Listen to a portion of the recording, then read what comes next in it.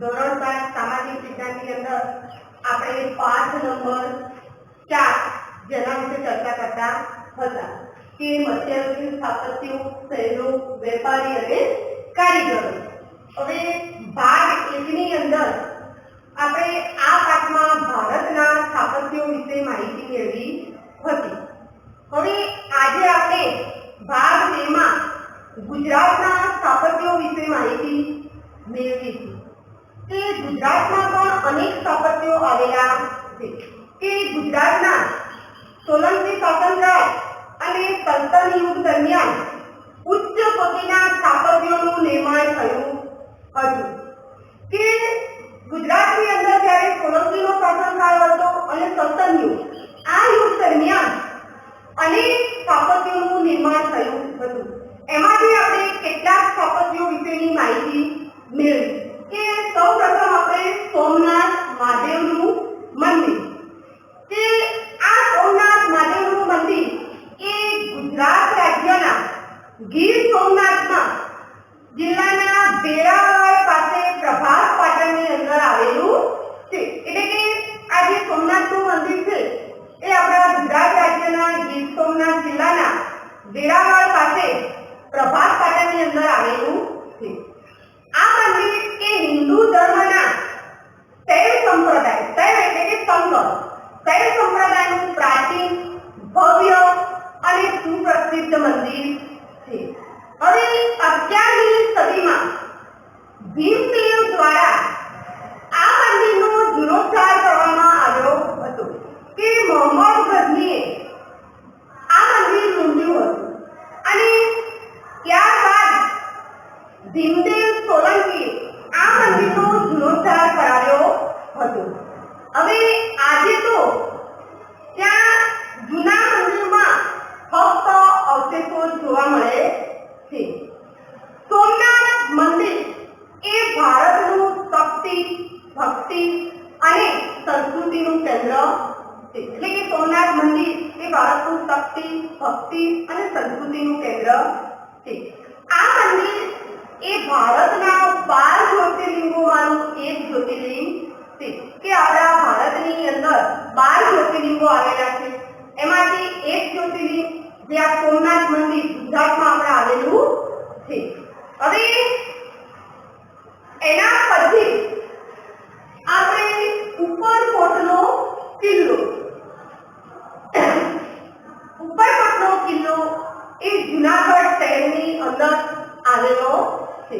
હવે આ ઉપરકોટના કિલ્લાનું મૂળ નામ ગિરિદુર્ગ હતું. તો મૂળ નામ શું હતું એનું?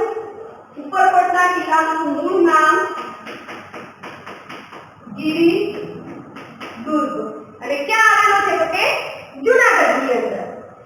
કે રાખ એંગારે તેમાં અડીકડી વાવ અને નવગણ કૂવો બંધાવી પાણીની સુવિધા પૂરી પાડી હતી. કે આ ઉપરકોટનો કિલ્લો છે ત્યાં રાખ એંગાર નામનો જે રાજા હતો તેને અડીકડી વાવ અને નવગણ કૂવો બંધાવી પાણીની સુવિધા પૂરી પાડી હતી.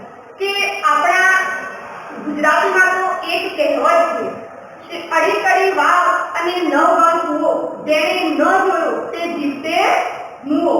એ અડીકડી વાવ અને નવગણ કૂવો જેણે ન જોયો તે જીવતો મુઓ. આ આપણા એક ગુજરાતીમાં કહેવત છે. હવે એના પછી આપણે લઈએ છીએ સૂર્ય મંદિર. કે ગુજરાતની અંદર મોઢેરામાં આવેલું સૂર્ય મંદિર.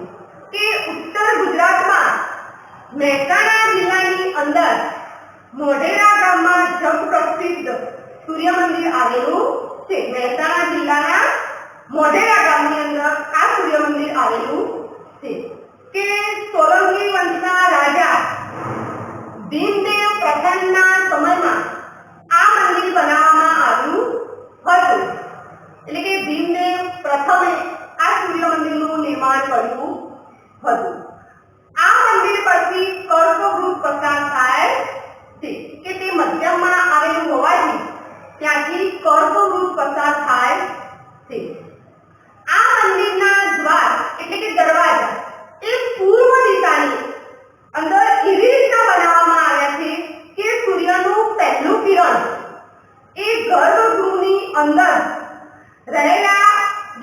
મંદિર એના મુગટના અંદર જે મણી પર પડતા આખું મંદિર પ્રકાશથી ઝળહળ્યું છે કે આ મંદિરનો દરવાજા એ પૂર્વ દિશાની અંદર એવી રીતે બનાવવામાં આવ્યા છે કે સૂર્યનું પહેલું કિરણ ગર્ભગૃહની અંદર જે પ્રતિમા એટલે કે મૂર્તિ રહેલી છે એના મધ્યમાં મૂર્તિના અંદર મુગટ છે અને એ મુગટના મધ્યમાં રહેલી મણી પર પડે છે અને જેનાથી આખું મંદિર ઝળહળ્યું છે અને જેનાથી આ સમગ્ર વાતાવરણ જાણે દિવ્યતા અનુભવતું હોય તેવું લાગે છે. હવે આ મંદિરમાં સૂર્યની 12 મૂર્તિઓ અંકિત કરેલી આજે પણ જોઈ શકાય છે કે મોઢેરાની અંદર અત્યારે આજે પણ કે 12 મૂર્તિઓ સૂર્યની 12 મૂર્તિઓ અંકિત કરેલી આપણે જોઈ શકીએ છીએ. પછી કે મંદિરની બહાર જળકુંડની ચારે બાજુ કે મંદિરના બહારના ભાગમાં એક કુંડ છે.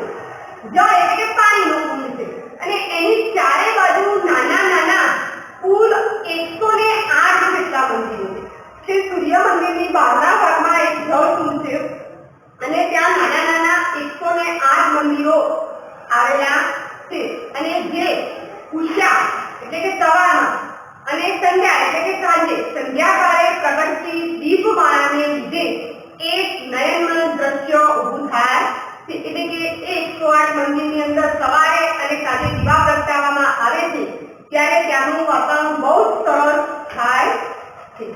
એના પછી છે આપણે રાણીની વાવ.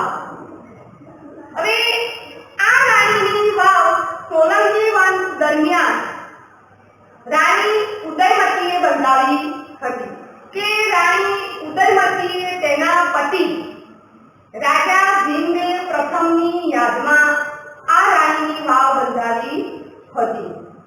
આ વાવ એ ગુજરાતના રાજપૂત વંશ સમયના પાટણમાં આવેલી છે કે શિલ્પ અને સ્થાપત્યનો બેજોડ નમૂનો એવી આ 7 માળની રાણીની વાવ યુનેસ્કો વર્લ્ડ હેરિટેજ સાઇટનો દરજ્જો આપ્યો છે કે આ રાણીની વાવ એ ભીમદેવની યાદમાં તેમની પત્ની ઉદયમતીએ બંધાવી હતી જે પાટણમાં આવેલી છે અને આ 7 માળની વાવ છે અને જેને વર્લ્ડ હેરિટેજ સાઇટનો દરજ્જો પણ આપવામાં આવ્યો છે. એના પછી આવે છે રુદ્ર મહાલય કે સિદ્ધરાજ જયસિંહ દ્વારા બનાવવામાં આવે આ રુદ્ર મહાલય ગુજરાત રાજ્યના પાટણ જિલ્લાના સિદ્ધપુરમાં આવેલો છે કે આ રુદ્ર મહાલય બનાવવાની શરૂઆત મૂળરાજ સોલંકીએ કરી હતી અને સિદ્ધરાજ જયસિંહ તેનું કામ પૂર્ણ કરાવ્યું હતું. હવે રુદ્રનો અર્થ થાય છે શિવ શંકર અને આ સિદ્ધરાજ જયસિંહ એક શૈવપંથી હોવાથી તેનું નામ રુદ્ર મહાલય રાખ્યું હતું. કે રુદ્ર મહાલય કેમ એનું નામ રાખ્યું? તો કે રુદ્રનો અર્થ છે શૈવ શંકર અને આ જે સિદ્ધરાજ જયસિંહ હતું શૈવ ધર્મી હતું એટલા માટે તેનું નામ રુદ્ર મહાલય રાખવામાં આવ્યું હતું. હવે ઇતિહાસકારોના મત મુજબ એવું કહેવાય છે કે તે 7 માળનો હોવો કે આ રુદ્ર મહાલય છે 7 માળનો હોવો જોઈએ પણ આજે તો ત્યાં એકાદ માળ ઝરૂખા અને તોરણ રૂપે જોવા મળે છે કે એટલે કે માત્ર અત્યારે આજે 4 સ્તંભો અને કમાનો બચ્યા છે અને એ પછી આપણે કહી શકીએ કે તેની ભવ્યતા અને સુંદરતાનો આપણને જે ખ્યાલ આવી શકે કે એ જે આજે 4 સ્તંભ અને જે કમાન બચ્યા છે એના દેખાવ પરથી પણ આપણને ખ્યાલ આવે છે કે એ સમયમાં આ રુદ્ર મહાલય કેવો ભવ્ય અને સુંદર હતો. હવે એના પછી પણ સોલંકી યુગ દરમિયાન અનેક બાંધકામો થયા હતા જેમ કે સિદ્ધરાજ જયસિંહના માતા મીનળ દેવી ના કહેવાથી ધોળકાની અંદર મલાવ તળાવ અને વિરમગામની અંદર મુસળ તળાવ બાંધવામાં આવ્યું હતું કે લોકોને પાણીની સુવિધા પૂરી પાડવા માટે રાજમાતા મીનળ દેવીએ ધોળકાની અંદર મલાવ તળાવ અને વિરમગામની અંદર મુસળ તળાવ બંધાવ્યા હતા. ત્યારબાદ સિદ્ધરાજ જયસિંહે પણ તેના સમયની અંદર પાટણમાં સહસ્ત્રલિંગ તળાવનું નિર્માણ કરાવ્યું હતું. એ પછી મહેસાણા જિલ્લાના વડનગરનું કીર્તિ તોરણ અને શર્મિષ્ઠા તળાવ એ પણ જોવાલાયક સ્થળો છે.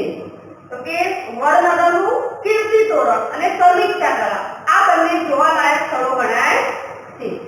ત્યારબાદ અડાલજમાં આવેલી રાણી રૂડાદેવીની વાવ પણ પ્રસિદ્ધ હતી. જે એ વાવ રૂડાદેવીએ બંધાવી હતી એટલે તેને રૂડાદેવીની વાવ પણ કહેવામાં આવે છે. હવે ગુજરાતમાં શાસનકાળ દરમિયાન અમદાવાદ એ રાજધાનીનું સ્થળાંતર થતા એટલે કે સોલંકી યુગ દરમિયાન રણજીતપુર પાટણ રાજધાની હતી એટલે કે પાટણ રાજધાની હતી અને જ્યારે સતન યુગ દરમિયાન તેનું સ્થળાંતર થઈ અને અમદાવાદ તેની રાજધાની કરવામાં આવે છે. અને આ અમદાવાદની સ્થાપના ઈસવીસન 1411 માં અહમદ શાહ દ્વારા કરવામાં આવી હતી. અને આ સમયની અંદર પણ અમદાવાદની અંદર અનેક સ્થાપત્યો બંધાયા હતા.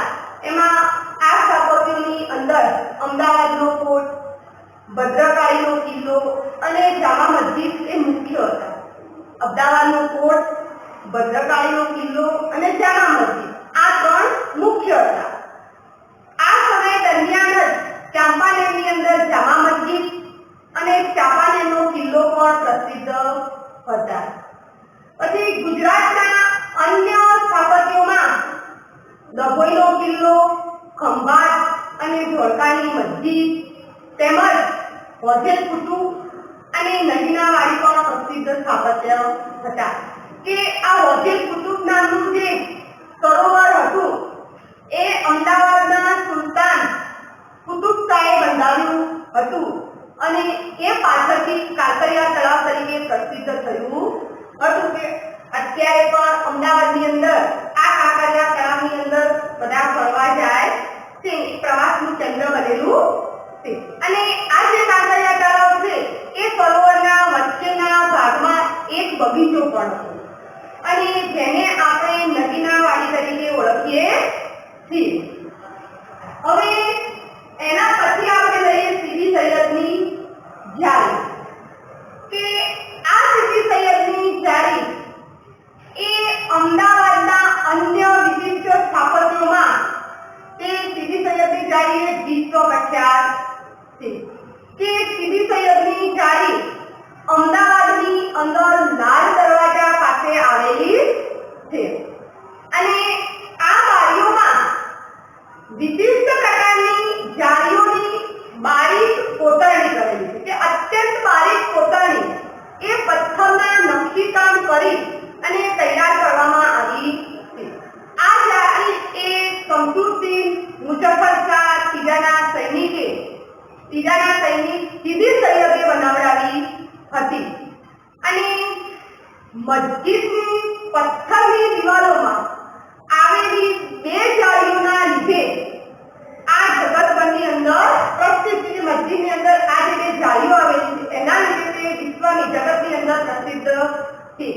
એમાં આ જે બે જાળીઓ છે એમાં એક જાળીની અંદર વૃક્ષની ડાળીઓ બનાવાડી છે એટલે કે વૃક્ષની ડાળીઓની આકૃતિ છે.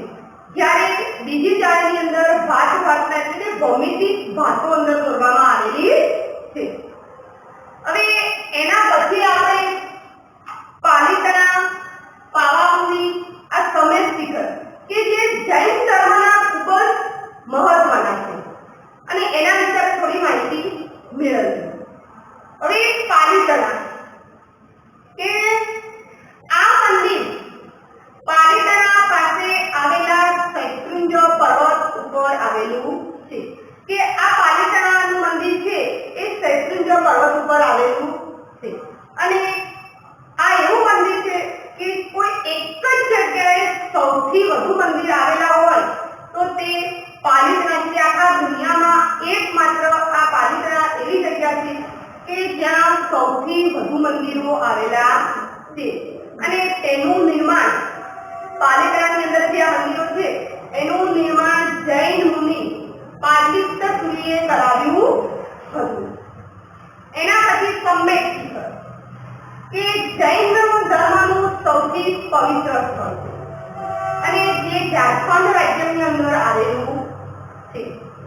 અને જૈન સાહિત્ય મુજબ જૈનોના 24 માંથી 20 તીર્થંકર એટલે ત્યાં નિર્માણ પામ્યા હતા કે જે જૈન સાહિત્યની અંદર કુલ 24 તીર્થંકરો છે એમાંથી જે જૈનોના જે 24 તીર્થંકર હતા એમાંથી 20 તીર્થંકરો કે ત્યાં નિર્માણ એટલે કે મૃત્યુ એ ત્યાં પામ્યા હતા. એના પછી પાવાપુરી લગભગ પાવાપુરી તો ઘણા ખરાએ જોયેલું પછી આ પાવાપુરીમાં ભગવાન મહાવીર સ્વામી ને મોક્ષ પ્રાપ્ત થયો હતો. તેથી આ સ્થળ જૈનો માટે ખૂબ જ પવિત્ર ગણાય કે મહાવીર સ્વામી એ જૈનોના 24મા તીર્થંકર હતા અને તેમને પાવાપુરીની અંદર મોક્ષ પ્રાપ્ત થયો હતો. તેથી જૈનો માટે આ સ્થળ એ ખૂબ જ પવિત્ર ગણવામાં આવે છે. આ સ્થળ એ રાજસ્થાનની અંદર આવેલું છે અને ત્યાં 24 તીર્થંકર વિરાજમાન છે. હવે આપણે છેલ્લું સ્થાપત્ય પાલિયા કે ગુજરાતના વિશિષ્ટ સ્થાપત્યો તરીકે પાલિયાનો પણ સમાવેશ થાય છે અને આ દરેક પાલિયા સાથે કોઈ વીર યોદ્ધાની વીર ગાથા જોડાયેલી હોય કે જે પણ પાલિયા બનાવવામાં આવે છે એ દરેક પાલિયાની સાથે કોઈ વીર યોદ્ધાની વીર ગાથા એટલે કે જોડાયેલી હોય છે. અને આવા પાલિયા છે એ યુદ્ધ સ્થળ પાસે અથવા તેમના મૃત્યુ સ્થળે બાંધવામાં આવે છે કે જે કોઈ યુદ્ધ વીર યોદ્ધા છે એનું મૃત્યુ થયું હોય એ જગ્યાએ અને અથવા યુદ્ધનું સ્થળ હોય એ સ્થળે બાંધવામાં આવે છે. અને આવા પાળિયાના સ્થળે તિથિ પ્રમાણે પૂજા અર્ચના પણ કરવામાં આવે કે જે પાળિયા બનાવવામાં આવે છે એની જે બી તિથિ હોય વ્યક્તિની એ તિથિ પ્રમાણે ત્યાં પૂજા અર્ચના આ બધું જ કરવામાં આવે છે. કે ગુજરાતની અંદર પણ એક બે પાળિયા આવેલા છે. ઉદાહરણ તરીકે આપણે જોઈએ કે જામનગર પાસે ગુજર મરીના સુરજ કુંવરબાનો પાળિયો એ ખૂબ જ જાણીતો છે કે ગુજરાતની અંદર જામનગર પાસે એટલે કે ગુજર મોરીના સુરજ કુંવરબાનો પાળિયો એ પણ ખૂબ પ્રસિદ્ધ છે. આ ઉપરાંત સોમનાથ મંદિર પાસે હમીરજી ગોહિલનો પાળિયાનો પણ સમાવેશ થાય છે. તો આપણે આજે આ પાઠની અંદર ગુજરાતના સ્થાપત્યો વિશે માહિતી મેળવી, જેમાં આપણે સોમનાથ મંદિર, ઉપરકોટનો કિલ્લો, સૂર્ય મંદિર, રાણીની વાવ, રુદ્ર મહાલ